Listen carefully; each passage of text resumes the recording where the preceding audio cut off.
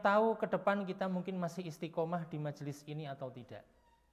Tetapi tanamkan dalam diri kita, saya jangan sampai termasuk orang-orang yang terseleksi, yang tereliminasi dari majelis ini. Siapakah orangnya? Kanan kiri silakan dilihat orang-orangnya. Harapannya semua yang ada di kanan kiri kita terus selalu ada.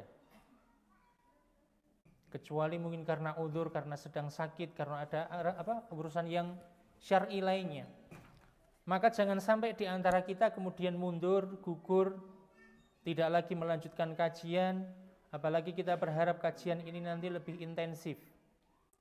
Syukur-syukur nanti kalau panitia memperkenankan saya untuk boleh mengadakan murojaah, ya tanya jawab, bukan hanya saya yang ditanya, saya gantian bertanya. Atau mungkin suatu saat kita adakan, ya mohon maaf, bukan membebani ibu-ibu ya, untuk sekedar mengingat biar apa yang kita pelajari ini betul-betul melekat, bukan sekedar jiping, ngaji kupingan.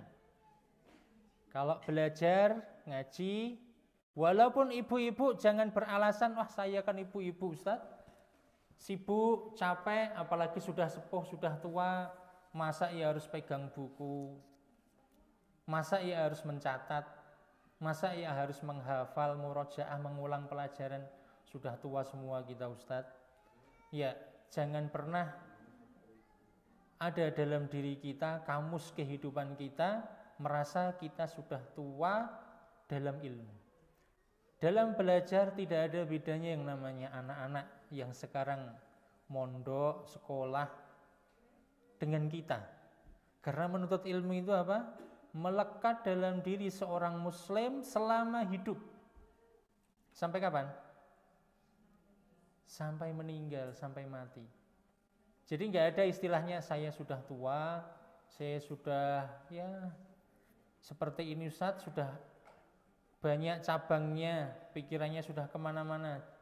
Tetap tanamkan dalam diri kita bahwasanya saya seorang thalibul ilm, saya penuntut ilmu, saya harus serius. Saya jangan menjadi seorang muslim atau muslimah yang biasa-biasa saja, ala kadarnya, pokoknya asal jalan. Jamnya kajian ya kajian, jamnya ngumpul-ngumpul makan-makan ya makan-makan, jalan-jalan ya jalan-jalan. Semua itu aktivitas mungkin dianggap biasa, tetapi jangan jadikan setiap aktivitas kita kemudian biasa umumnya orang. Jadikanlah setiap aktivitas kita, duduknya kita di majelis ilmu adalah duduk yang bernilai, duduk yang efektif. Maka berusahalah untuk menjadi seorang yang unggul, walaupun muslimah, walaupun mungkin menjadi ibu rumah tangga. Tetapi ketika menjadi ibu rumah tangga yang dia karakternya kuat, keilmuannya dalam mendidik anak, dalam berumah tangga bagus, akidahnya kokoh, insya Allah apa? Kelak akan melahirkan generasi-generasi yang hebat. Al-ummu madrasatun, ibu itu adalah ibaratnya sebuah lembaga pendidikan. Sosok ibu itu ibaratnya sebuah sekolah madrasah. Idza a'dadtaha, seandainya engkau bisa mempersiapkan sosok ibu yang baik, sosok ibu yang memiliki karakter kuat, salihah, menegakkan hak-hak Allah, hak-hak keluarganya, memiliki keilmuan yang kokoh, memiliki karakter sikap yang baik, apa a'dadta tayyibal a'rab, niscaya engkau akan mempersiapkan generasi yang hebat, generasi yang istimewa. Maka jangan remehkan status para jamaah sekalian sebagai seorang ibu. Bahkan materi yang kita pelajari kali ini, al-usulul tsalatsah, ini tidak terlepas dari peran seorang wanita. Meskipun secara tidak langsung. Nanti akan kita lihat di mana sih posisi saya kaitannya dengan al-usulul tsalatsah. kaitannya dengan penulis buku ini, kaitannya dengan pengaruh buku ini di dunia sekarang. Nah, nanti kita akan lihat di mana posisi seorang istri, seorang wanita, walaupun saat ini kita membahas masalah akidah. Baik, materi yang akan kita bahas beberapa kesempatan ke depan dimulai dari hari ini insya Allah adalah terkait dengan al-usul ats-tsalatsah. Dalam bahasa Indonesia diterjemahkan 3 landasan utama, 3 landasan pokok. Ada 3 hal yang wajib untuk kita ketahui, yang harus kita pegangi. Artikel ringkas ini sering mungkin dikaji oleh kita. Bahkan sebagian di antara kita bisa jadi ada yang sudah hafal matannya. Atau mungkin anak-anak kita ada yang menghafalkannya. Kita mungkin dulu ketika awal ngaji pernah mengikuti daurah, membahas kitab ini, atau pernah mendengarkan kitab ini berulang kali bisa jadi. Tetapi materi ini adalah materi yang senantiasa diulang-ulang oleh para ulama. Bahkan Syekh Muhammad bin Shalih Al-Utsaimin itu membahas kitab ini tidak kurang dari, atau mengulang kitab ini tidak kurang dari 50 kali. Bayangkan seorang ulama besar, seorang ulama kibar, keilmuannya sudah mendalam, mungkin sudah levelnya tinggi, banyak keilmuannya, tetapi apa? Kitab ini menjadi salah satu buku materi yang terus diungkap, dibahas, disampaikan kepada orang. Maka kita akan coba mengenal sedikit tentang apa kitab Al-Usulul Tsalatsah. Apa sebenarnya Al-Usulul Tsalatsah itu?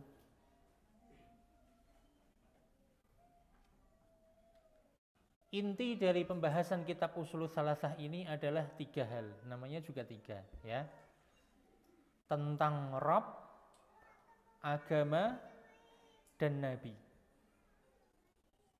Yang ketiga hal ini merupakan pertanyaan kubur, pertanyaan yang akan disampaikan kepada setiap kita kelak ketika kita masuk dalam liang kubur, yaitu man rabbuka, siapa Rabbmu, wa ma dinuka, apa agamamu, wa man nabiyyuk, dan siapakah nabimu. Setiap kita pasti akan menjumpai ujian ini nanti, fitnatul kubur namanya, fitnatul qabr, fitnah kubur, yaitu ujian yang akan diberikan kepada setiap hamba ketika ia masuk ke liang kubur.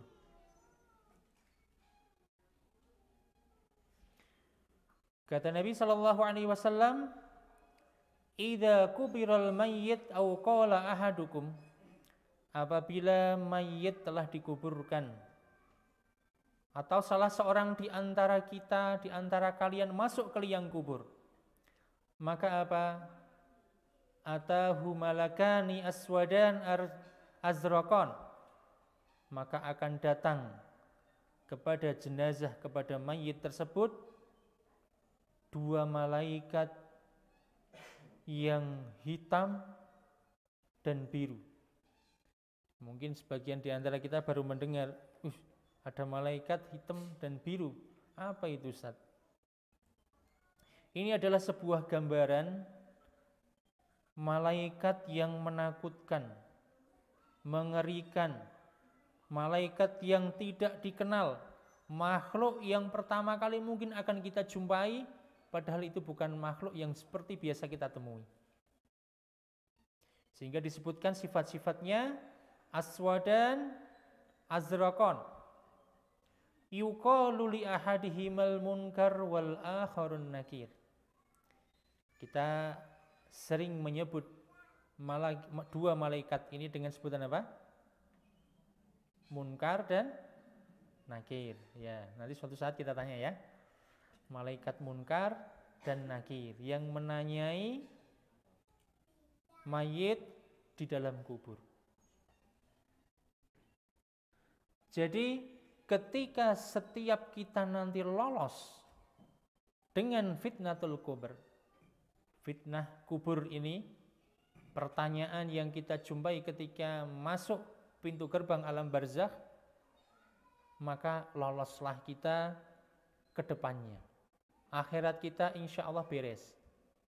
Tapi sebaliknya, ketika ujian masuk ini nanti, ujian masuk akhirat ya, ini tidak lolos, maka kedepannya juga akan sulit melewatinya. Maka hal ini penting. Maka ketika seorang mukmin, sebelum itu ya, kira-kira dengan 3 pertanyaan tadi, gampang apa susah? Kalau sekarang suruh jawab. Gampang ya. Siapa Tuhanmu? Jawabnya Allah. Siapa nabimu? Pasti semua bisa menjawabnya. Kalau kita sebutkan, mungkin ada di antara kita yang dulunya pernah anak kuliahan atau sekarang punya putra-putri sedang kuliah, saking pinternya mungkin IPK-nya bulat 4, IQ-nya tinggi, mungkin sampai lulus S3, bahkan calon profesor. Yakin nggak bisa jawab pertanyaan kubur tadi? Ustadz, 3 soal itu kalau diberikan di dunia, kita nggak usah sekolah SMP aja, SD aja insya Allah bisa jawab, Ustadz. Anak-anak SD, TK mungkin bisa jawab ya, tidak perlu sampai profesor. Bahkan bocoran pertanyaannya pun sekarang sudah ada, plus kunci jawabannya, ya kan? Pertanyaannya 3 dan pendek-pendek sekali, jawabannya juga pendek, mudah sekali. Tapi yakin kita bisa jawab. Nah, kita coba lihat bagaimana jawaban seorang mukmin dan bagaimana pula jawaban orang yang tidak beriman, orang yang kafir. Nabi SAW mengatakan, ketika mayit itu dimasukkan ke dalam liang kubur, datang 2 malaikat tadi, fayujlisanihi. 2 malaikat itu akhirnya mendudukkan sang mayit. Fayakulani lahu, maka keduanya bertanya kepada si mayit. Man rabbuk? Siapa Rabbmu? Orang yang beriman dia akan mengatakan fayakul Rabbi Allah. Rabbku adalah Allah, Tuhanku adalah Allah, yang menciptakanku, yang memberikan rizki kepadaku, yang saya sembah, yang saya esakan dalam seluruh bentuk ibadah, itu adalah Allah. Orang beriman bisa menjawab Rabbi Allah. Fayakulanilah, maka kemudian 2 malaikat itu bertanya lagi kepada si mayit, ma dinuk? Apa agamamu? Fayakul dinil Islam. Maka si mayit yang beriman ini, yang memiliki keimanan, dia akan menjawab, agamaku Islam, dinil Islam. Maka bertanya lagi untuk yang ketiga, fayakulani lahu, bertanya 2 malaikat tadi, ma hadzal rajulul ladzi bu'itsa fikum? Siapa laki-laki yang diutus kepada kalian ini? Fayaqul huwa Rasulullah sallallahu alaihi wasallam. Maka mayit yang beriman, mayit yang selama di dunia dia mengisi harinya dengan keimanan, dengan menuntut ilmu, dengan beribadah kepada Allah Ta'ala, melandasi hidupnya dengan pondasi keimanan yang benar, dia akan mampu menjawab 3 pertanyaan tadi dengan lancar. Maka ketika itu dia akan melihat alam kuburnya sebagai permulaan kebahagiaan kenikmatan di akhirat. Diluaskanlah pandangannya. diberikanlah pandangan yang nikmat, sehingga walaupun si mayit ini saudara-saudara kita dan kita yang ada di dalamnya menantikan datangnya kiamat yang waktunya begitu panjang, bisa jadi ribuan tahun, tetapi hal itu tidak terasa. Akan tetapi sebaliknya, ketika kafir, orang yang tidak beriman, seorang yang hanya mengaku-ngaku menjadi seorang muslim tetapi tidak pernah memperbaiki keimanannya, tidak pernah mewujudkan keimanan yang benar, ketika ditanya man rabbuk fayaqul la adri, dia akan menjawab dengan penuh ketakutan, saya tidak tahu, saya enggak tahu. Begitu juga ketika ditanya madinuk, dengan jawaban sama pula. Dan pertanyaan yang ketiga pun ia jawab dengan jawaban yang sama. Sami'tun nas, aku dulu pernah mendengar orang-orang itu ngomong. Dulu saya di dunia, ketika di dunia saya tahu. Ketika mungkin orang tidak beriman di dunia ditanya, sampai pun orang non-muslim ya, ditanya apa agamanya tetanggamu itu, Islam. Siapa Tuhannya? Allah. Siapa nabinya? Muhammad sallallahu alaihi wasallam. Dia tahu, bisa jawab. Hatta orang tidak beriman. Tetapi ketika di akhirat, pengetahuan, sekedar pengetahuan tidaklah bermanfaat. Maka di sini kita bisa mengambil sebuah faedah, pelajaran. Apa? Bahwasanya hanya sekedar tahu, hanya sekedar memiliki wawasan, pengetahuan, itu tidak menyelamatkan seorang hamba. Maka kalau kita walaupun duduk ngaji di majelis, ya, tahu banyak hal, bahkan mungkin pinter debat, pinter dalil gitu ya, tetapi ilmunya tidak menjadikan dirinya semakin takut kepada Allah, tidak berubah sifat, sikap dan perilakunya, maka bisa jadi itu akan hujjatun alaih, akan menjadi bumerang baginya. Sebagaimana Al-Quran, siapa sih di antara kita, mungkin ibu-ibu pengennya anaknya hafid Quran semuanya, hafal Al-Quran 30 juz. Setiap kita menginginkannya, bahkan senang sekali ketika kita mendapati orang-orang di sekeliling kita adalah orang-orang yang hafid Quran. Kebetulan kemarin sehari yang lalu kami berkomunikasi dengan salah satu peserta dai, salah satu televisi begitu ya, dai cilik,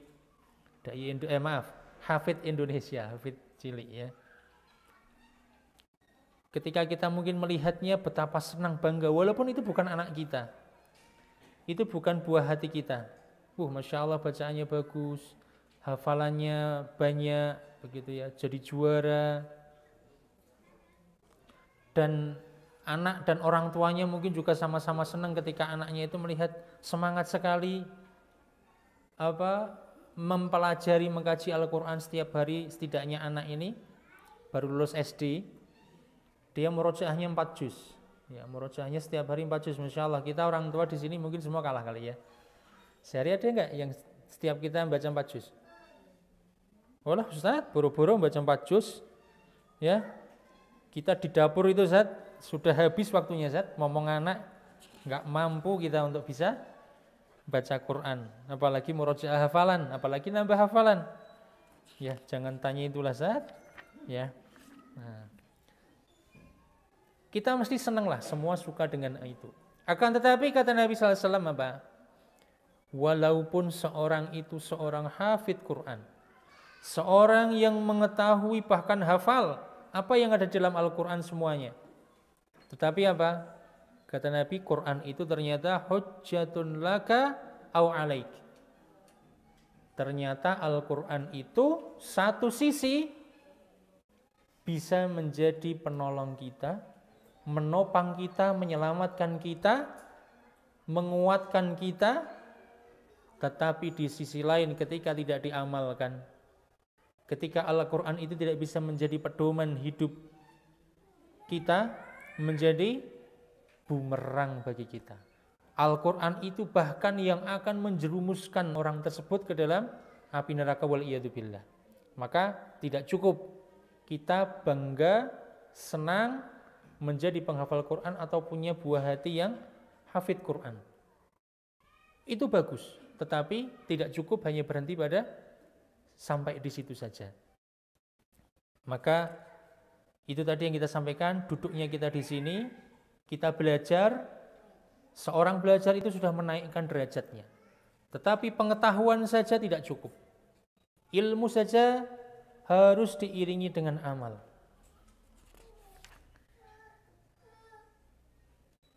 Ya, seorang mukmin ketika ia masuk ke dalam liang kubur, sebagaimana tadi yang sudah kita sebutkan, itu merupakan janji dari Allah Subhanahu wa taala di dalam Quran surat Ibrahim ayat 27. Dan ini kuncinya, bahwasanya ujian masuk ke akhirat dengan 3 pertanyaan tadi itu tidak bisa hanya kita hafal. Tidak cukup hanya sekedar pengetahuan. Yutsabbitullahu alladhina amanu bil qawli tsabiti fil hayatid dunya wa fil akhirah. Allah akan meneguhkan iman orang-orang yang beriman. Allah Ta'ala akan meneguhkan, mengokohkan lisan, perkataan, hati, bil qawli tsabit, dengan ucapan yang teguh,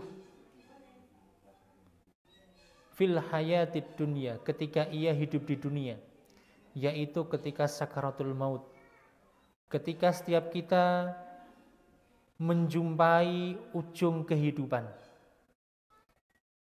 Kita saat ini hafal ungkapan la ilaha illallah, tapi tidak ada yang bisa menjamin ketika kita akan berjumpa dengan kematian, sakaratul maut, kita bisa mengucapkannya. Maka orang yang beriman, memiliki ilmu, diwujudkan dalam sebuah amal, ya, dia akan diberikan kekokohan, kemampuan untuk mengucapkan kalimat tersebut ketika ia di dunia akan menjemput ajal.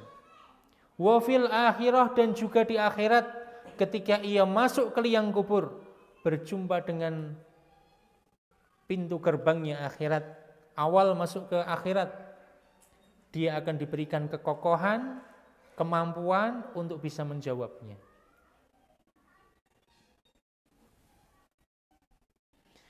Ya, itu adalah sekilas kita mengenal kitab Al-Usul As-Salasah. Jadi Usul As-Salasah itu isinya adalah 3 pertanyaan kubur yang akan dijumpai oleh setiap hamba. Meskipun ada sebagian di antara mayit yang masuk tanpa ujian, kayak di dunia saja, tetapi di dalam agama kita itu memiliki tidak bisa kita analogikan dengan kondisi semacam itu, tetapi ada sebagian di antara hamba-hamba yang masuk akhirat dengan lancar tanpa ikut ujian. Kalau bahasanya sekarang, orang masuk kuliah pakai jalur kalau dulu namanya PMDK, pakai nilai rapot, SNMPTN mungkin ya.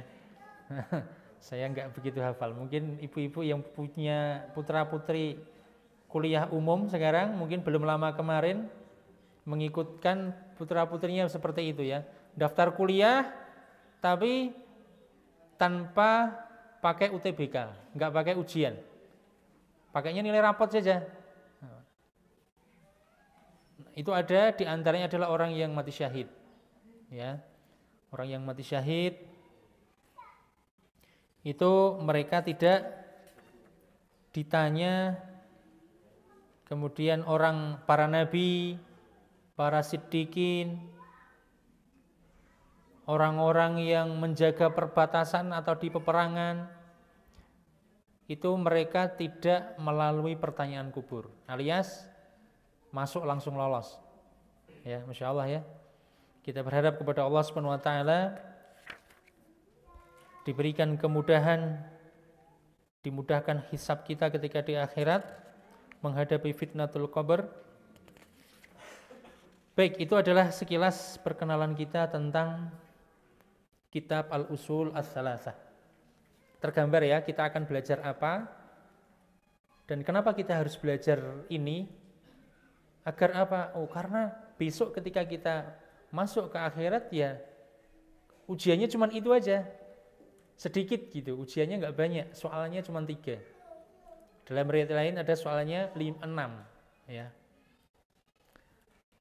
Kemudian ketika kita sudah mengenal kitab ini, yang akan kita pelajari, kita mengenal sang penulis. Secara singkat saja ya. Penulis buku ini atau risalah ini adalah Syekh Muhammad bin Abdul Wahhab. Sebagian kita mungkin pernah mendengar nama beliau. Sebagian lagi mungkin merasa panas ketika mendengar nama beliau. Bukannya ini yang katanya Wahabi itu ya. Wah, ternyata jangan-jangan saya salah masuk duduk majelis taklim ini. Ini bukunya Wahabi. Wahabi itu Ustaz? Yang katanya begini dan begitu? Iya, Syekh Muhammad bin Abdul Wahhab. Kadang ada orang yang menyebutnya dengan istilah Wahabi. Wah, ini di depan-depan Ustaz sudah membuat sesuatu yang hangat ini. Hati-hati ya. Namun kita akan tahu apakah yang disampaikan oleh orang, dituduhkan orang kepada beliau sang penulis, itu seperti apa yang disampaikan. Jangan-jangan nama yang hampir sama tetapi orang yang berbeda. Karena memang ada seorang yang namanya sama tetapi beliau hidup jauh lebih tua dibandingkan masa beliau. Yang beliau cukup haus darah. Tapi bukan Syekh Muhammad bin Abdul Wahhab. Ya, beliau Syekh Muhammad bin Abdul Wahhab ini lahir di kampung yang bernama Uyainah. Sekarang ya masuk ke Arab Saudi. Pada tahun 1115 Hijriah. Sudah berapa tahun berarti sekarang? 300-an tahun lebih ya. Atau 1703 Masehi. Beliau di situ wafat sudah tercantum tahun 1206. Berarti usianya kurang lebih berapa tahun usianya? 91. Iya. Usia beliau berarti hidup di dunia kurang lebih selama 91 tahun Hijriah. Nama beliau sebenarnya tidak asing di negeri kita. Sebagian ormas mereka juga terpengaruh dengan dakwah Syekh Muhammad bin Abdul Wahhab. Bahkan pahlawan nasional di negeri kita, tokoh-tokoh nasional, pahlawan yang dulunya pernah menginjakkan kaki ke Timur Tengah, masa-masa perjuangan negeri kita, mungkin tidak asing dengan nama beliau. Dan banyak terpengaruh dengan cara pandang, pemahaman akidah beliau. Alhamdulillah, hingga hari ini tidak ada bukti yang menunjukkan bahwasannya orang-orang pahlawan termasuknya ya, ormas bahkan, kajian-kajian yang mengkaji beliau, yang kemudian dianggap seperti yang dituduhkan, suka mengkafirkan. Kemudian ada yang mengatakan beliau mengaku menjadi nabi. Ada yang menganggap juga bahwasanya beliau anti sholawat. dan seterusnya, anti madhab, ya. Kita akan lihat sosok beliau ini ternyata tidak seperti apa yang disampaikan. Beliau lahir dari keluarga yang berilmu. Ayah beliau adalah seorang qadhi, seorang hakim agung. Hakim kalau di negeri kita kan lebih terkait dengan hukum umum ya. Tetapi kalau di negeri tersebut qadhi itu adalah terkait dengan hukum agama. Maka seorang qadhi itu harus punya bekal ilmu agama yang kokoh. Beliau sudah hafal Al-Quran di usia 10 tahun. Ketika usia 12 tahun beliau pun mulai perjalanan pertamanya menunaikan ibadah haji, mulai mencari ilmu, dan sudah menikah. Menikah usia 12 tahun kayak apa ini ya? Balik terus dinikahin. Wah, kalau anak sekarang ditinggal main game online ini istrinya. Anak 12 tahun dia tinggal main sepedaan kali ya. 12 tahun sudah menikah. Ya memang kalau secara usia orang sekarang dengan zaman dulu kita rasakan perbedaannya. Orang tua kita mungkin diantaranya ada yang nikah usia 14 tahun, 15 tahun, 16 tahun. Bahkan ibu saya itu nikah lulus SMP. Ya, SMP berarti umur berapa tuh? 15 tahun ya, sekitaran 16 tahun. Sudah menikah. Zaman dulu usia segitu mungkin sudah dewasa. Sudah mampu untuk bisa membina rumah tangga. Beda dengan anak-anak sekarang. Ya, karena pengaruh lingkungan, pengaruh media, teknologi dan seterusnya. Kemudian di tahun yang kedua kalinya beliau naik haji, yaitu tahun 1135, kurang lebih usia 20 tahun. Ya, beliau kembali naik haji dan kemudian fokus untuk belajar agama. Di Mekah, di Madinah, ke Irak, ya, beberapa daerah-daerah lumbung ilmu. Dan kalau sekarang bisa kita katakan anak-anak mondok gitu ya. Nah, zaman dulu model mondoknya ya rehlah menuntut ilmu semacam ini. Ini adalah usia-usia remaja, usia SMP, SMA, yang sekarang sudah banyak alhamdulillah di kanan kiri kita pesantren-pesantren untuk menitipkan anak-anak kita di sana belajar agama. Alhamdulillah mudah, tidak harus dikirim ke Mekah, Madinah. Meskipun setiap kita mungkin juga pengen anak-anak kita suatu saat bisa belajar ke sana. Ya. Beliau tertarik dan banyak mendapatkan pengaruh keilmuan dari Syekhul Islam Ibnu Taimiyah dan Ibnul Qayyim. Guru dan murid, ya. Ibnu Taimiyah punya murid namanya Ibnul Qayyim. Nah, saya mau sampaikan disinilah letaknya ibu-ibu. Tidak saya tulis di dalam sekilas biografi penulis. Apa peran ibu-ibu dalam kaitannya dengan materi kita ini? Nah, tertulis di sini beliau Syekh Muhammad bin Abdul Wahab itu bersama Muhammad bin Saud mendirikan negara Arab Saudi. Disinilah letaknya peran wanita. Maka jangan remehkan wanita. Tahu bagaimana ceritanya?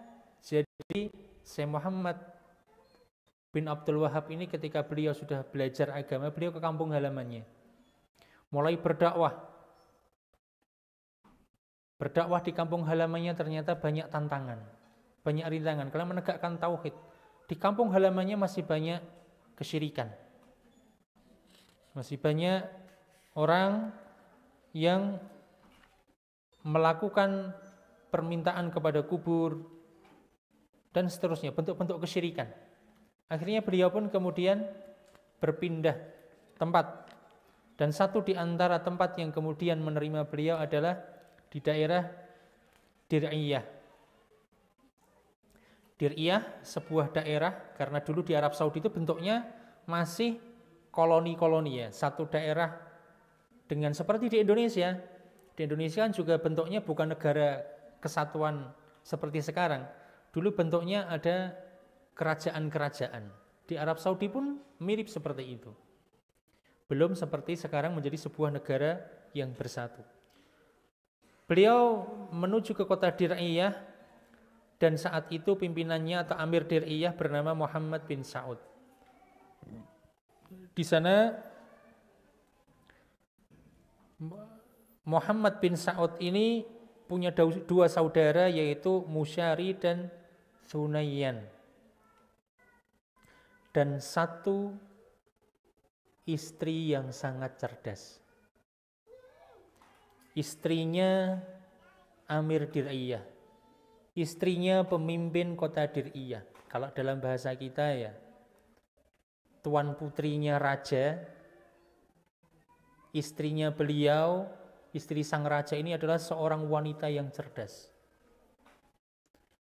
Dan dari sinilah dakwah tauhid itu masuk ke kota Dir'iyah. Jadi bukan Syekh Muhammad bin Abdul Wahab secara langsung mendakwai sang raja, sang pemimpin, sang amir. Tetapi melalui 3 orang, yaitu 2 saudara dari sang raja, sang amir, dan istri beliau. Dan ternyata masuknya dakwah kepada Imam Muhammad bin Sa'ud ini adalah melalui istri beliau. Jadi ketika istrinya ini sudah ngaji begitu ya, sudah kenal agama, mengenal dakwah tauhid, mengenal yang benar, bagaimana pemahaman yang benar, maka beliau menyampaikan itu kepada sang suami, Muhammad bin Sa'ud. Dengan seperti itulah, karena sering dibujuk, disampaikan, diterangkan oleh sang istri ini pada akhirnya meminta pada sang suami, Muhammad bin Sa'ud, untuk menemui Syekh Muhammad bin Abdul Wahab. Serta menasihatinya agar menghormati, memuliakan Syekh. Diminta untuk jalan kaki, nggak usah pakai kendaraan. Untuk menghormati keilmuan sang imam. Akhirnya bertemulah Muhammad bin Sa'ud dan Muhammad bin Abdul Wahab. Mereka akhirnya saling bersepakat untuk menegakkan kedaulatan negara yang kemudian sekarang berubah menjadi negara Arab Saudi. Dari mana tadi? Dari sosok seorang ibu, istri. Sampai sekarang ada sebuah negara Islam yang melandaskan undang-undangnya dengan Al-Quran dan Sunnah, begitu ya. Termasuk negara Islam meskipun dengan beragam ada kelebihan dan kekurangannya, tetapi tidak jauh dari peran seorang istri. Kita lihat di zaman Nabi SAW, ketika beliau mendapatkan wahyu pertama kali, surat Al-Alaq, Nabi laki-laki ya, Nabi itu ya. Iya, bukan perempuan. Nabi semua laki-laki. Tetapi apa? Walaupun sosok laki-laki yang dianggap karakternya lebih kuat, mentalnya lebih kuat, pada saatnya juga membutuhkan seorang istri. Orang katanya istri itu hatinya lebih lembut, lebih lunak, tapi dalam kondisi tertentu dia lebih kuat, lebih tegar, lebih kokoh. Kalau saya boleh cerita, seandainya 2 pasangan itu salah satunya meninggal, kalau yang laki-laki mungkin langsung nyari ganti. Ya, tapi kalau perempuan apa? Lebih tegar dan lebih kuat untuk menyendiri. Kuat menjadi sosok single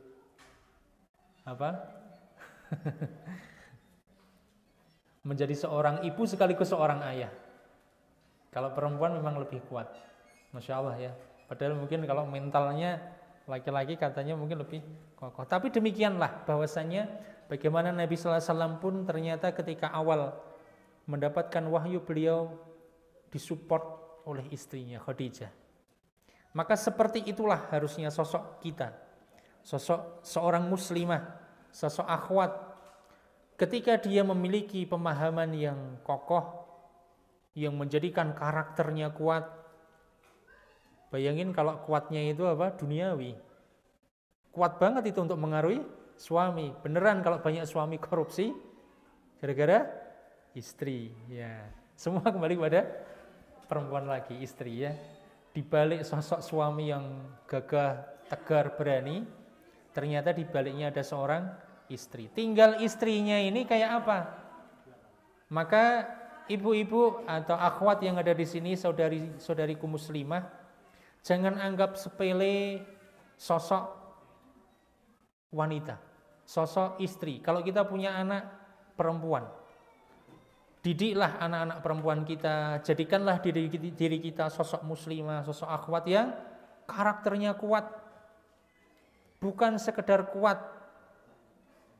kuatnya perempuan dalam mempengaruhi, tetapi dilandasi dengan akidah yang benar, keimanan yang benar, sehingga apa? Suami itu nanti akan berjalan dengan kebaikan. Nah, ini pentingnya posisi seorang wanita. Kenapa kita harus mempelajari kitab ini? Kenapa kita harus belajar juga sebagai seorang wanita? Kenapa harus serius menjadi thalibul ilm? Ternyata kita itu pengaruhnya besar. Ternyata wanita pengaruhnya besar untuk anak-anak, untuk suami. Ketika suami mencari nafkah, dia mendapatkan support dari istrinya. Abi atau Mas atau Kak,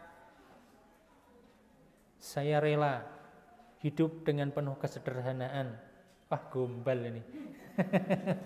Iya bahasanya. Tapi kalau orang ngaji insya Allah bisa mengucapkan ini ya.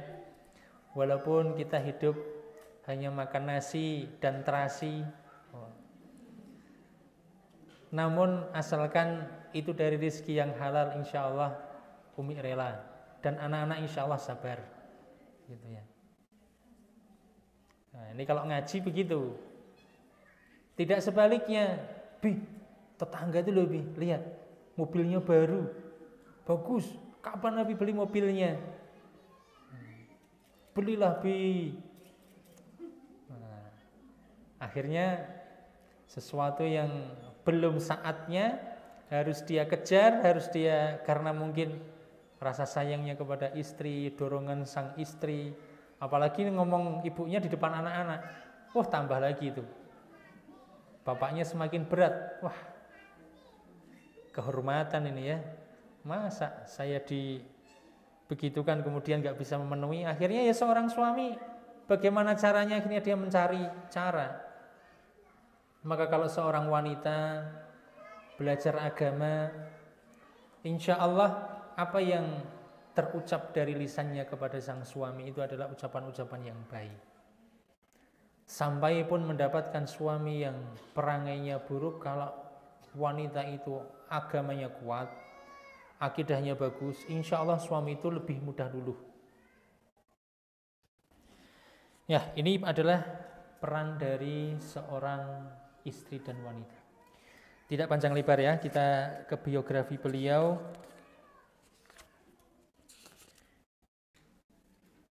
Nah, kita melihat sedikit ciri khas dakwah Syekh Muhammad bin Abdul Wahhab. Apa kekhasan sang penulis di sini? Beliau melandasi dakwahnya itu berlandaskan ilmu. Kita akan lihat nanti dalam pembahasan usulul tsalatsah, ketika mengungkapkan sebuah konsep, sebuah kaidah, sebuah pendapat, maka beliau akan mendatangkan dalilnya. Setiap ungkapan diiringi dalil, setiap ungkapan dilandasi dengan dalil, baik itu dengan Al-Quran, dengan hadis atau perkataan para ulama. Maka ini ciri khas beliau. Dan seperti itulah kita seorang muslim harusnya menjadikan bagaimana kita beragama, berislam, itu hendaknya melandasi dengan ilmu. Bukan sekedar jarini, ikut-ikutan. Itulah pentingnya kita belajar ngaji. Sehingga ketika kita ngaji tahu apa landasannya kita melakukan ini dan itu. Yang kedua, beliau fokus kepada dakwah tauhid. Dan seperti itu pula lah para nabi dan rasul sejak zaman dahulu sampai rasul yang terakhir pun sama. Dan semua dakwah mereka juga sama terkait dengan masalah tauhid. Walaqad ba'atsna fi kulli ummatin rasulan Ani'budullaha wajtanibut taghut. Perhatikan di sini satu ayat di dalam Al-Qur'an, banyak sebenarnya, ya. Dan sungguh telah kami utus di setiap umat itu seorang rasul, seorang utusan. Misinya adalah sama. Tugas mereka walaupun berbeda generasi, berbeda kondisi umat, tetapi misi mereka sama. Ani'budullah wajtanibut taghut. Ini adalah tauhid, untuk hanya menyembah kepada Allah dan menjauhi taghut.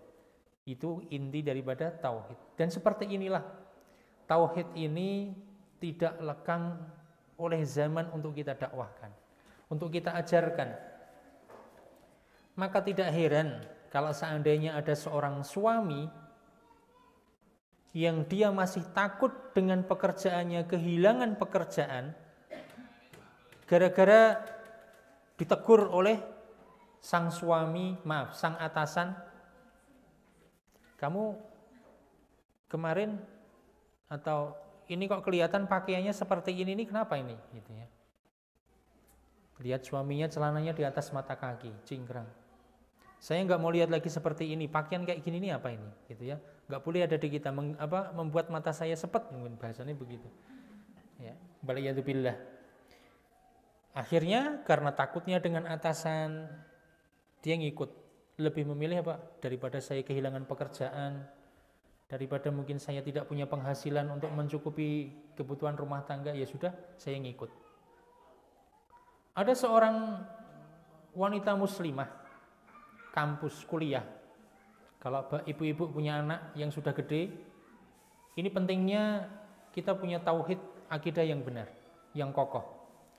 Ketika di kampus diomongin teman-temannya, ya jilbabnya gede kayak emak-emak aja. Ini nyata ibu ya. Ada seorang muslimah, orang tuanya ngaji, bahkan alumni pesantren anak ini. Dia masuk ke kampus umum, teman-temannya sekelas nggak ada yang jilbabnya gede. Dia sendiri yang jilbabnya besar. Sama teman-temannya diomongin, anak sekarang ya biasa ya, dengan bahasa-bahasa mungkin bully gitulah bahasa anak sekarang. Ya kayak emak-emak pakai jilbab gede banget kayak pengajian aja. Akhirnya apa? Esok harinya dia datang ke kampus dengan jilbab yang kecil. Di lain waktu dikatakan, kasihan amat loh, jomblo nggak punya gebetan sendiri gitu ya.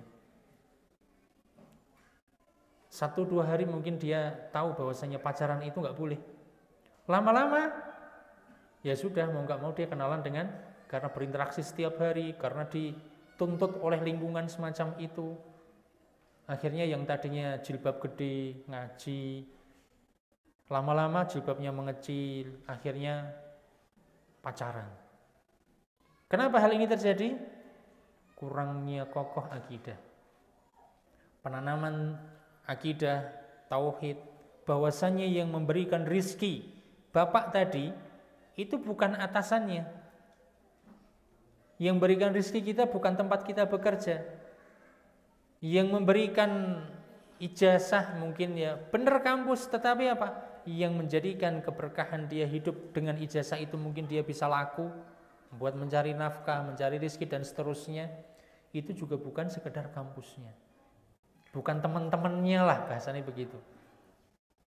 Maka kalau kita punya akidah yang kokoh, tauhid yang benar, yakin bahwasanya yang memberikan rizki kita adalah Allah, kita nggak akan takut walaupun santai pak ya. Mohon maaf bapak, saya memakai celana seperti ini, seorang muslimah menggunakan busana seperti ini karena agama kami mengajarkan yang demikian. Ya, seandainya bapak atau atasan misalkan meminta kita untuk melepasnya, menurunkan celananya, mohon maaf bapak, kami belum bisa bapak, karena demikian agama kami mengajarkannya. Adapun kalau bapak minta kami untuk yang lain selama tidak bertentangan dengan agama, insya Allah kami siap. Seandainya kita kemudian berkomitmen berani mengungkapkan semacam itu, siapa tahu Allah Ta'ala bukakan hidayah kepada dirinya ya, memberikan petunjuk kepada orang ini kemudian untuk kenal agama selama apa? Akidah kita kokoh. tauhidnya kuat, ya. Ya, ciri dakwah yang ketiga, saya khawatir waktunya sudah habis. Adalah membersihkan syariat dari bid'ah, khurafat, kesyirikan. Ya, kekhasan atau ciri dakwah beliau Syekh Muhammad bin Abdul Wahhab adalah membersihkan dari hal-hal yang tidak diajarkan oleh Nabi Shallallahu Alaihi Wasallam. Inilah mungkin sebagian di antara orang yang mengatakan Syekh Muhammad bin Abdul Wahhab itu anti sholawat mungkin. Padahal apa? Beliau di dalam buku-bukunya beliau membaca sholawat kepada Nabi Shallallahu Alaihi Wasallam. Hanya saja, ya. Sholawat itu tidak berlebihan, yang tidak sampai mengeluarkan derajat Nabi Muhammad melebihi derajat nabinya. Karena ada sebagian yang bacaan-bacaan isinya menyanjung Nabi tetapi memposisikan Nabi seolah-olah seperti Allah Subhanahu wa taala. Ini jelas masuk ke dalam ranah kesyirikan. Ada hak-hak yang harusnya hanya dimiliki Allah, tetapi itu diletakkan kepada Nabi SAW. Maka ini jelas tidak boleh memposisikan Nabi seperti predikat yang Allah Ta'ala sematkan kepada Nabi, abduhu wa rasuluh, seorang hamba seperti manusia pada umumnya, wa rasuluh, tetapi bukan hamba yang biasa, dia adalah seorang rasul utusan Allah. Jadi kalau seorang hamba abdun la yu'bad, maka dia tidak diibadai, tidak dimintai tolong, tidak diminta doanya karena sudah meninggal Nabi.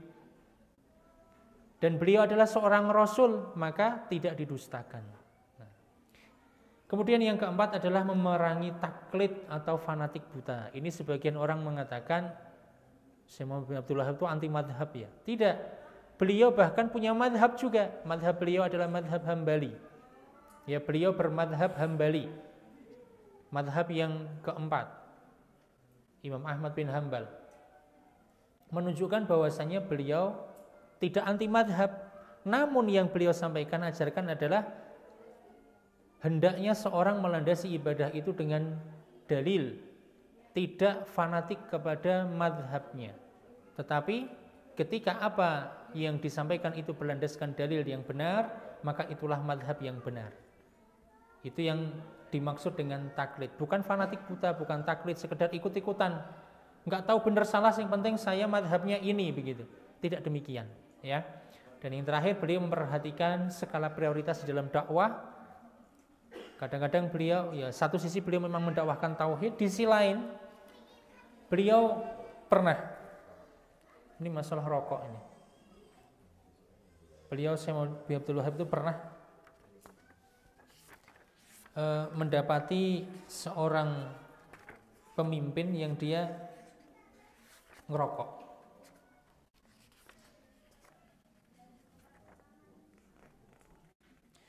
Ketika itu beliau diminta untuk mendamaikan dua buah kerajaan. Ya, dua kerajaan ini sedang didamaikan karena berseteru. Nah, beliau sebenarnya sering menegur jamaah beliau, mengingatkan jamaah dari merokok. Namun ketika itu salah satu pimpinan kelompok, pimpinan kerajaan ini, dia ketika sholat menjatuhkan rokoknya. Karena di masa hidup beliau itu sudah ada rokok, ya, sudah ada rokok. Dan ketika itu memang rokok juga hukumnya sama, zaman dengan sekarang sama. Ya, beliau peringatkan umat dari ngerokok. Ketika rokoknya jatuh, orang ini ada yang negur pada beliau, "Imam, kenapa engkau tidak menghukum beliau?" Ya. Tidak menegur beliau di depan umum. Karena kebetulan rokoknya jatuh pas sholat bareng-bareng orang begitu. Bahkan kata beliau seolah-olah merasa tidak tahu kalau ada pimpinan kelompok ini rokoknya jatuh. Kenapa demikian? Beliau menjaga perdamaian dua buah kerajaan ini. Ketika seandainya dia sampaikan itu di depannya, ketika dia sampaikan masalah rokok itu, mungkin akan terjadi peperangan lagi, ya. Maka beliau melihat bahwasanya tidak mungkin saya akan mengingkari kemungkaran ini di depan dua kelompok kubu yang sedang berseteru baru saja didamaikan. Wah, nanti jangan-jangan disudutkan lagi tuh. Maka ini namanya skala prioritas di dalam berdakwah, dalam mengingkari kemungkaran. Betul, beliau sering mengingkari tentang masalah itu, tetapi tidak selamanya kemudian kita ingkari. Ini juga penting, Ibu, ya. Tidak semua kemungkaran itu kemudian saat itu juga kemudian harus kita rubah. Meskipun dalilnya jelas, man ra'a minkum munkaran falyughayyirhu biyadihi, barang siapa yang melihat sebuah kemungkaran menyelisihi syariat, menyelisihi agama, falyughayyirhu biyadihi, maka hendaklah ia rubah dengan tangannya. Fa illam yastati' fa bilisanihi, kalau tidak mampu dengan lisannya. Fa illam yastati' fa biqalbihi, kalau tidak mampu pula dengan hatinya. Wa dzalika adhaful iman, dan itulah selemah-lemahnya iman. Namun tidak serta-merta setiap kita melihat langsung kita rubah dengan tangan kita, dengan lisan kita. Tetapi kita harus pandai melihat situasi, kondisi, dan skala prioritas. Ya, kita percepat. Udah, kita anggap cukup untuk pengenalan buku dan pengenalan penulis. Ya, kita sedikit saja. Sampai jam berapa ini? 5 menit lagi apa sudah? Panjang ternyata. Oh ya, baik.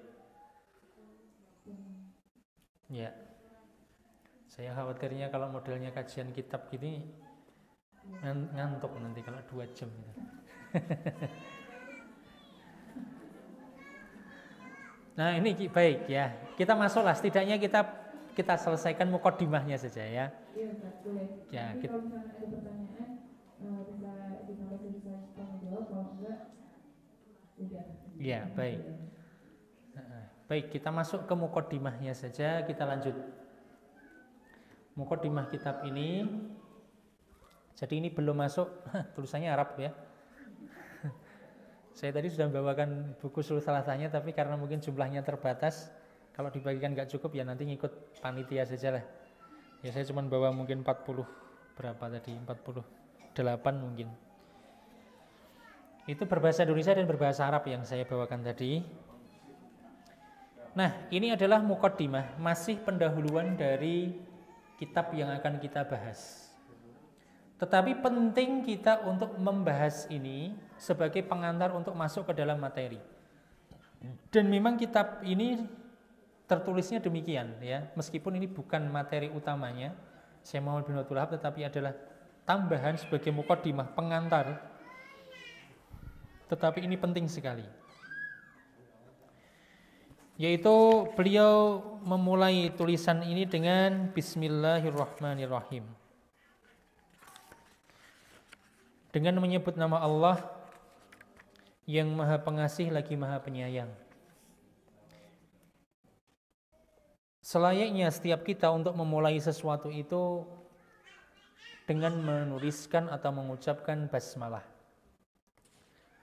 Sebagaimana Nabi SAW memerintahkan kita dalam sebuah sabdanya, kullu amrin dibalin la yubda'u bismillah fahuwa abtar. Dalam riwayat yang lain fahuwa aqta. Segala urusan, segala aktivitas, segala kegiatan yang tidak dimulai dengan basmalah, kata Nabi, fahuwa abtar, fahuwa aqta, maka dia terputus. Maka selayaknya kita menjadikan segala sesuatu aktivitas kita dimulai dengan menyebut nama Allah. Maksudnya terputus di sini apa? Terputus dari rahmat Allah, terputus dari kebaikan. Ketika makan, hendaklah baca bismillah. Kita mungkin beraktivitas, bekerja, melakukan segala bentuk kegiatan kita, mulailah dengan basmalah. Sebagaimana Nabi SAW juga menulis surat yang ia tujukan kepada Heraklius, Raja Romawi saat itu, ingin mendakwai beliau. Beliau pun memulai tulisan beliau dengan basmalah. Bismillahirrahmanirrahim. min Muhammad ibni Abdillah wa rasulihi ila Herakl azimir Rum, dengan menyebut nama Allah yang maha pengasih lagi maha penyayang, dari Muhammad seorang hamba Allah dan utusannya, kepada Hercules petinggi Romawi. Beliau Nabi SAW memulai dengan bacaan basmalah. Sama pula ketika Nabi Sulaiman menulis surat kepada Ratu Bilqis. Innahu min Sulaiman wa innahu bismillahirrahmanirrahim. Ketika Nabi Sulaiman menuliskan surat, bukan surat cinta ini ya. Karena Bilqis, bukan tujuan Nabi Sulaiman menyurati Bilqis untuk tujuan itu, tetapi ingin mendakwai karena Bilqis dan rakyatnya itu menyembah bukan kepada Allah, maka Nabi Sulaiman ingin mendakwainya. Maka demikianlah hendaknya setiap kita memulai aktivitas kita, kegiatan kita, tulisan kita, apapun yang kita lakukan dengan bismillah. Maka begitu juga beliau Syekh Muhammad bin Abdul Wahab memulai tulisan beliau dengan bacaan basmalah. Dengan basmalah ini seperti kita sedang meminta barokah, meminta kebaikan dari Allah SWT dari aktivitas kita. Dengan bismillah pula ini kita memohon pertolongan kepada Allah SWT, karena tiada yang mampu memberikan kesuksesan, keberhasilan, terlaksananya semua aktivitas kita, tercapainya tujuan kita, kecuali itu adalah pertolongan dari Allah SWT. Maka keberadaan tulisan bismillah ini maknanya sangat mendalam. Kita seperti bertabarruk, ya, mencari keberkahan dari Allah SWT, mencari kebaikan, mencari pertolongan dengan tulisan tersebut. Kemudian sang imam mengucapkan, i'lam rahimakallah annahu yajibu alaina ta'allumu arba'i masail. Ketahuilah, semoga Allah merahmatimu, sesungguhnya wajib bagi kita untuk mempelajari 4 perkara. Sebelum masuk kepada 3 landasan atau 3 hal pokok yang akan dibahas, yang itu menjadi pertanyaan kubur tadi, hal itu menjadi pondasi dalam kehidupan kita di dunia, beliau ingin memberikan pondasi dasar-dasar kepada kita. Ada 4 hal yang perlu kita pelajari, ada 4 hal yang perlu kita ketahui, perlu kita ilmui.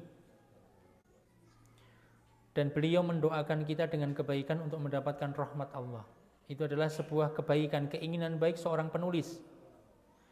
Maka kalau kita mendakwai seseorang, menasihati seseorang, ngajak seseorang, ada bagusnya kita mendoakannya. Kita ngomongin ke anak, nasihatin anak, doakan kebaikan. Ngomongin suami untuk mengarahkan kebaikan, doakan dia dengan kebaikan. Kita nulis WA ya kepada orang, mungkin nge-share undangan kajian, mungkin nge-share informasi, artikel dan seterusnya, iringi dengan doa. Sebagaimana Syekh di sini, i'lam rahimakallah, semoga Allah Ta'ala merahmatimu. Ya, doakan dengan kebaikan sebagai wujud kita itu ketika menasihati bukan menjatuhkannya. Kita menginginkan kebaikan ada padanya.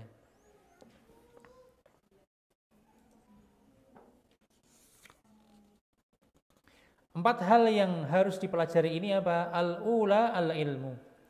4 hal yang harus kita ketahui ini adalah, yang pertama adalah ilmu. Apa ilmu yang dimaksud di sini? Wa huwa ma'rifatullah wa ma'rifatu nabiyhi wa ma'rifatu dinil Islam bil adillah. Ini ilmu yang disinggung oleh beliau itu adalah ilmu tentang 3 hal pertanyaan kubur tadi, yaitu ilmu tentang mengenal Allah, mengenal nabinya, dan mengenal agama Islam yang semua ini, keilmuan ini diiringi dengan dasar dalil yang benar. Berbicara tentang ilmu, tidak perlu kita bahas di sini tentang keutamaan menuntut ilmu, ya. Sudah tahu, menuntut ilmu itu wajib. Menuntut ilmu kedudukannya tinggi. Bahkan Allah menyandingkan persaksian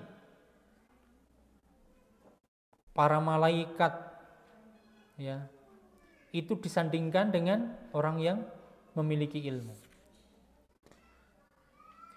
Dan Nabi pun diperintahkan oleh Allah Ta'ala hanya meminta tambahan satu saja. Tidak minta tambah harta, tidak minta tambah hal-hal yang berkaitan dengan duniawi, tapi minta tambah ilmu. Jadi yang boleh rakus, kalau boleh rakus itu ya, itu hanya satu, yaitu rakus ilmu saja. Lantas ilmu apa yang dimaksud? Selain ketiga hal ini, bagaimana dengan ilmu dunia, Ustadz? Ketika kita diwajibkan untuk menuntut ilmu, bagaimana dengan ilmu dunia? Posisinya di mana? Begitu ya. Maka di sini ilmu dunia itu dibagi menjadi dua. Yang sifatnya fardu atau berarti tiga ya, fardu, mubah, dan haram. Kalau ilmu dunia, jadi ilmu dibagi dua, ilmu dunia dan ilmu agama. Ini hanya sebatas pembagian dalam hal ini ya, terkait dengan masalah dalil. Mungkin ada orang mengatakan, wah Ustadz membuat dikotomi keilmuan, ya, memecah-mecah keilmuan. Ya, tujuannya di sini agar kita bisa memilih sikap. Ada ilmu dunia, ada ilmu agama. Bagaimana sikap kita terhadap ilmu dunia? Ilmu dunia itu dia bisa berhukum mempelajarinya fardu ain atau fardu kifayah. Seperti seandainya ilmu ini sangat dibutuhkan oleh masyarakat. Penting. Di negeri kita misalkan butuh tentang ilmu tentang kedokteran, ilmu tentang peperangan, persenjataan, tentang teknologi, tentang bangunan, sipil, arsitek misalkan. Ya. Umat muslim membutuhkannya. Kita mau membangun masjid ini butuh seorang arsitek dan teknik sipil misalkan. Kalau seandainya tidak ada keilmuan terkait dengan hal tersebut, bisa jadi ketika kita membangun, nggak tahu ukuran bangunan, ini baru dibangun 1 tahun sudah ambrol sebelah. Oh ternyata tidak ada pondasinya, ternyata pondasinya ukuran besinya keliru, kurang. Dalam hal ilmu duniawi maka dia ilmu-ilmu semacam ini bisa berujung hukumnya fardu ain, wajib bagi setiap orang mempelajarinya, ataupun fardu kifayah. Ketika sebagian sudah ada yang mempelajari, sebagian lagi gugur. Sebagai sebuah contoh, ini mungkin motivasi kepada sebagian muslimah, kalau ada yang di sini hadir belum kuliah, masih SMA mungkin ya, adalah ilmu tentang spesialis obsgin, ya, SPOG, dokter spesialis obsgin. Saya nggak tahu di Boyolali ini banyakkan mana antara laki-laki dan perempuannya SPOG-nya. Tapi di kami di Salatiga sana banyak yang laki-laki. Tahu SPOG? Kalau ibu-ibu harus tahu ya. Pasti mungkin di antara ibu-ibu ya mungkin semuanya, kalau tidak kita katakan yang sudah menikah ya, pernah berjumpa dengan dokter SPOG, spesialis obsgin, yang berjumpa dengan aurat wanita. Dan ternyata kebanyakan di kota-kota SPOG itu kebanyakan laki-laki. Padahal itu bersentuhan berkaitan dengan aurat seorang wanita. Maka seandainya di kota Boyolali ini, di Kabupaten Boyolali ini masih sedikit atau bahkan sangat kurang, bisa jadi wajib bagi para muslimah yang ada di hadapan saya ini, ada yang mengambil spesialis obsgin. Bayangkan, wajib.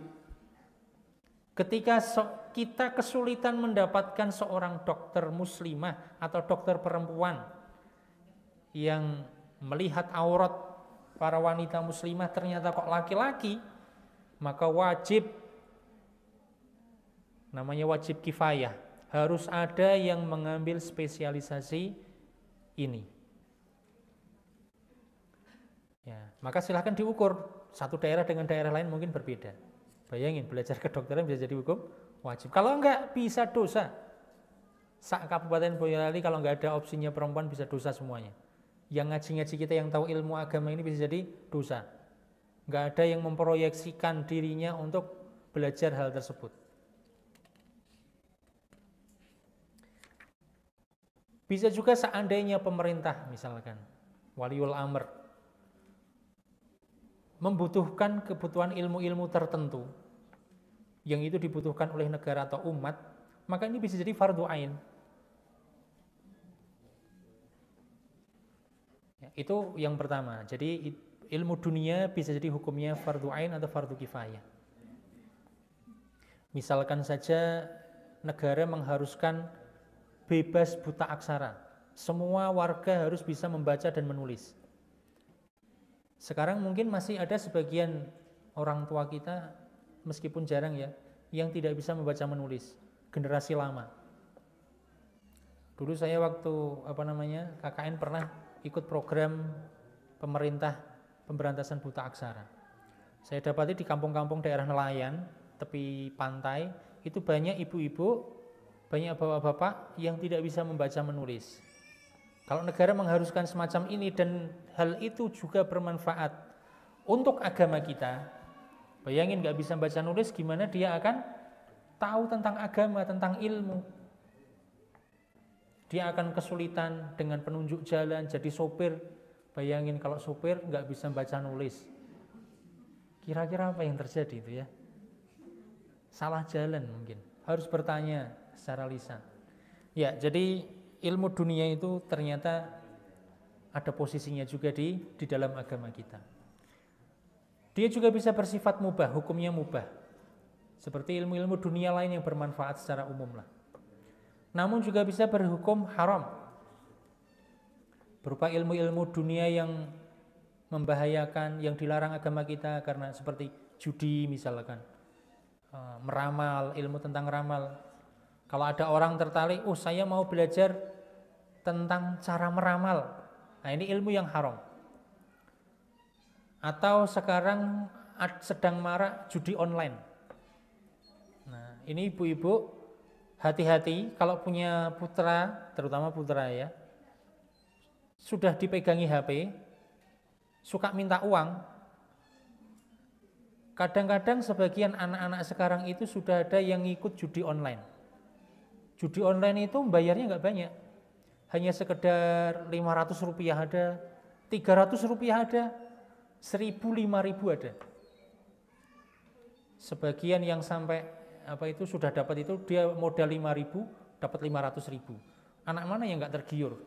Anak remaja gitu ya, anak-anak SMP itu, SD juga ada yang ikut-ikut semacam ini. Maka hati-hati kalau seandainya ada putra-putrinya yang pegang HP kok sudah tahu judi bola, ya judi online yang kayak gini-gini ini, hati-hati. Maka mempelajari ilmu-ilmu yang semacam ini hukumnya haram ya. Kalau ada di antara tetangga kita, sekarang kan pemerintah sedang menggalakkan pemberantasan judi online. Sampai artis-artis yang mempromosikan pun ikut dikasuskan. Ya, maka kita kalau ada tetangga yang masih seperti itu diingatkan ya, jangan sampai kemudian ikut judi semacam ini.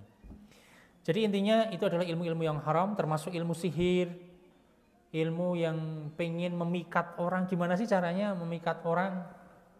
Tetapi dengan cara-cara sihir itu ya, itu tidak boleh. Ya, itu ilmu dunia. Yang kedua adalah ilmu syariat, ilmu agama. Maka ada ilmu-ilmu agama yang sifatnya fardu ain, semua wajib belajar. Yang tidak boleh tidak tahu di antara kita, seperti tentang dasar-dasar akidah, rukun Islam, tentang rukun iman, maka setiap kita wajib tahu. Kalau kita setiap hari wajib sholat, maka kita harus tahu tata caranya sholat. Seandainya di antara ibu-ibu ini ada yang menjadi pedagang online, penjual online, jualan di Shopee misalkan, maka wajib bagi dia untuk mempelajari fikih muamalah online. Ya, jual beli transaksi online, wajib tahu fikih-fikih yang terkait di dalamnya. Ini hukumnya fardhu ain bagi dia. Karena apa? Berjumpa dengan hal itu. Maka begitu juga ketika mendidik anak, menjadi seorang wanita, istri, menjadi seorang ibu. Bagaimana sih mendidik anak? Bagaimana sih menjadi seorang istri? Itu juga butuh ilmu. Memang gak ada sekolahnya. Sekolah ibu untuk menjadi seorang ibu rumah tangga gak ada. Menjadi ibu jadi dari anak-anak gak ada. Tetapi itu adalah ilmu yang wajib kita pelajari. Ketika kita menjadi seorang ibu, ketika kita menikah, ada hal-hal yang wajib kita ketahui. Ya, sehingga ketika mendidik anak gak sembarangan. Yaitu ilmu-ilmu yang fardhu ain. Ketika kita akan menikah, berarti kita wajib tahu bagaimana tata cara pernikahan yang benar. Jangan sampai tiba-tiba melakukan pernikahan yang ternyata itu tidak diridai oleh syariat. Misalkan ada yang MBA. MBA apa MBA? Married by accident. Kejadian duluan, nikahnya belakangan. Ada sebagian ulama yang menganggap bahwasanya tidak sah pernikahan yang dilakukan ketika dia sudah hamil. Memang ada sebagian pendapat lagi yang mengatakan sah jika yang menghamili itu adalah yang menikahinya. Maka seandainya terjadi yang demikian, hendaknya apa? Ya dia nikahnya setelah lahir. Wah berat Ustaz, nggak mungkin Ustaz. Masa sudah hamil kemudian nggak dinikahin Ustaz? Ya, itu sebagian ulama mengatakan boleh menikahkannya dengan laki-laki yang menghamilinya. Bayangin seandainya ada orang yang tidak tahu sampai dia tua sudah beranak pinak banyak, ternyata akad nikahnya dulu itu salah, keliru. Bayangin kayak apa tuh ya? Ya karena ketidaktahuan ya. Sebagaimana seorang suami ya dalam mencari nafkah, ya dia harus tahu tentang hukum halal haram dan seterusnya. Itu ilmu syariat tentang agama, halal haram ya. Kemudian ada hukum syariat atau ilmu syariat yang fardu kifayah. Hanya sebagian kelompok orang yang sudah tahu, maka cukup, tidak harus semuanya mempelajarinya. Misalkan ilmu tentang usul fikih, kaidah-kaidah dalam agama, dalam hukum syariat. Ada mustalah hadis, tentang tafsir, tentang bahasa Arab, ya. Ini fardu kifayah hukumnya. Tentang nama-nama hukum tajwid, ini namanya gunnah, idhar, kemudian iqlab, nama-namanya fardu kifayah. Tetapi membaca Al-Quran dengan tajwid hukumnya fardu ain loh. Setiap kita membaca wajib harus dengan tajwid yang benar. Tapi kalau mengetahui nama-nama hukumnya, itu namanya fardu kifayah. Tidak harus kita tahu hukumnya. Ya, kemudian ada juga kategori ilmu yang sifatnya sunnah atau mustahab.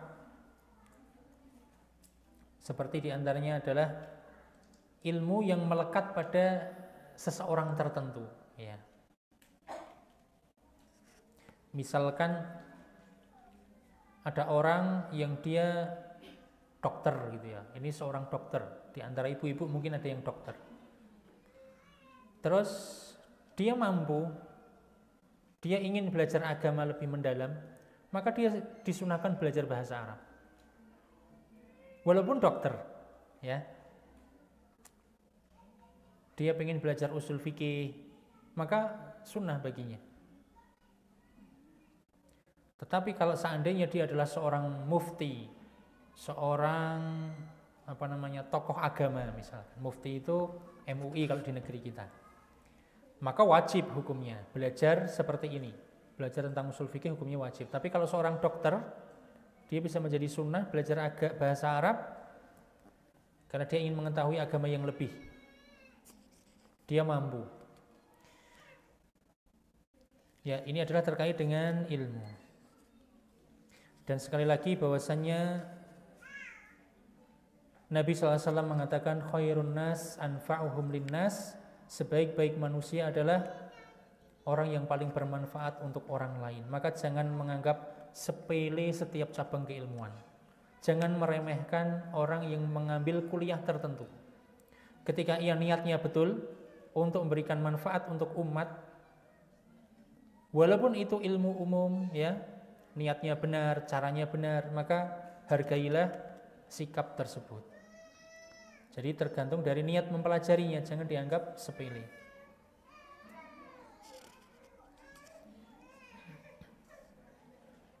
Dari sini kita tahu bahwasannya di antara ilmu itu yang wajib adalah mengenal Allah, mengenal Nabi, dan mengenal agama Islam. Ya, yang kedua adalah kita cukupin ya ini ya. Yang kedua adalah mengamalkannya. Setelah berilmu, kita percepat ya, maka dia wajib mengamalkannya. Kalau orang sudah belajar, maka dia tertuntut untuk melakukan apa yang sudah dia ilmui. Yang ketiga, mendakwahkannya. Orang sudah mengamalkan, ya, mengilmui, mengamalkan, hendaklah dia berusaha untuk mendakwahkannya. Berdakwah tidak mesti harus duduk di depan seperti ini atau di atas mimbar khutbah. Tidak harus. Berdakwah itu beragam macam cara. Bisa dengan menulis, bisa dengan share kajian, bisa dengan share tulisan. Tetapi apa? Perlu kita sadari porsi kita. Tidak setiap kita kemudian asal berdakwah. Ya, balighu ani walau ayah, kata Nabi, sampaikan dariku walaupun hanya sekedar satu ayat. Itu secara umum untuk kita untuk berdakwah, motivasi untuk berdakwah. Tetapi ada ranah-ranahnya. Ada yang ranahnya memang seperti dasar-dasar Islam, ya, ngajak orang sholat, itu semua kita bisa mengajaknya. Mengingatkan anak-anak untuk berpuasa, semua kita bisa, tanpa terkecuali. Tetapi ada ranah-ranah yang dia sifatnya hanya untuk ustadz saja, hanya seorang guru saja yang dia bisa mendakwahkannya, maka hal itu jangan diambil. Bukan berarti memakan ladang orang, bukan. Tetapi ada batasan-batasan yang harusnya kita mengetahui porsi kita, karena semua itu membutuhkan ilmu, menjawab pertanyaan, jawab pertanyaan-pertanyaan terkait dengan masalah hukum-hukum agama. Kalau memang bukan kapasitasnya, sebaiknya untuk tidak menjawabnya. Yang terakhir, yang keempat adalah bersabar. Ini adalah yang terakhir. Ketika seorang itu sudah berilmu, mengamalkannya, sudah mendakwahkannya, dia akan berjumpa dengan kesabaran. Pasti orang kalau sudah dakwah pasti akan ada tantangannya. Meskipun tantangan bukan hanya ada pada dakwah, ketika beramal pun dia juga butuh sabar. Ketika mencari ilmu pun dia juga butuh sabar. Dan semua ini, 4 hal ini terangkum dalam surat Al-Asr. Ya, semuanya sudah hafal. Itu adalah landasan dari kewajiban 4 hal ini. Maka kalau kita tidak mengamalkan 4 ini, kita termasuk orang-orang yang rugi. Ya, orang-orang yang rugi. Ya, ini adalah ringkasan yang tadi. Cukuplah. Kemudian ini enggak ya, cukup. Terakhir kita tutup dengan perkataan Imam Syafi'i dan Imam Bukhari terkait dengan ungkapan ini. Kata Imam Syafi'i terkait dengan surat Al-Asr, 4 hal yang kita wajib pelajari tadi itu. Kata beliau, "Lau ma anzalallahu hujjatan ala khalqihi illa hadhihi surah lakafathum." Seandainya Allah tidak menurunkan Al-Qur'an kecuali hanya 1 surat ini saja, sebenarnya ini sudah cukup untuk menjadi landasan kita untuk beragama, untuk berilmu, untuk beramal, untuk berdakwah, untuk bersabar. Ya, jadi surat Al-Asr itu karena kandungannya yang begitu luas, mencakup kehidupan seseorang, maka itu cukup untuk mewakili seluruh keilmuan yang ada di dalam Al-Quran. Atau perkataan Imam Bukhari dalam sebuah bab, beliau membuat bab al-ilmu qabla al-qawli wal amal, bahwasanya hendaknya setiap kita itu memulai ilmu dulu baru ngomong atau mengamalkannya. Ngaji dulu, belajar dulu, baru kita bisa ngomong dan mengamalkannya. Mungkin ini yang bisa kita lalui pada kesempatan pagi hari ini. Mohon maaf barangkali terlalu panjang lebar. Ya, kita baru sampai pada muqaddimah dari Al-Usulul Salasah. Semoga Allah SWT memberikan keistiqomahan kepada kita. Ingat ya, jangan ada yang gugur, jangan ada yang tereliminasi. Pekan depan atau jadwal yang akan datang, saya nggak tahu nanti jadwalnya kapan. Ibu-ibu jangan ada yang gugur, semuanya tetap berangkat. Kalau gugur, ada rasa malas, ada rasa ustadznya ngajinya terlalu kitab banget begitu, maka tanamkan dalam diri, jangan sampai saya dikehendaki keburukan oleh Allah. Kalau saya tereliminasi, jangan-jangan saya tidak dikehendaki kebaikan oleh Allah. Maka berangkat. Berat, berangkat. Satu sama lain saling menguatkan, saling mengingatkan. Baik, ini yang bisa kita lalui. Selanjutnya kalau ada yang mau disampaikan, ditanyakan, dipersilahkan. Kalau nggak ada ya kita tutup ya. Ibu ada yang mau bertanya? Di luar mungkin ada yang mau bertanya?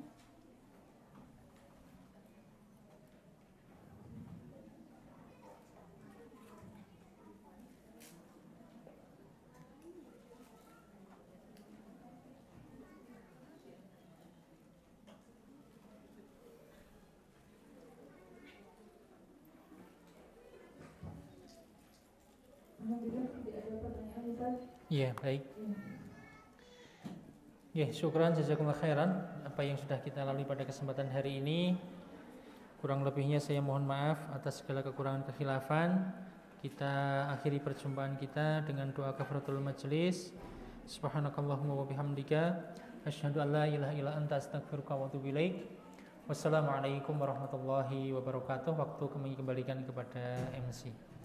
Syukran.